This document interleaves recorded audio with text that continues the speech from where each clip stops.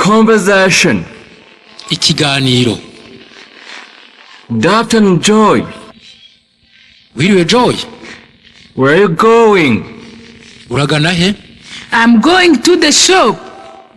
Ngiye ku mangazini. Why? Kuki? Because I want to buy a shirt to my son. Kubera ko nshaka kugurira umuhungu wanjye ishati. Which color does he like? Akunda irihe bara? My son likes a white shirt. Umuhungu wanjye akunda ishati y'umweru. How much is it? Igura ngahe?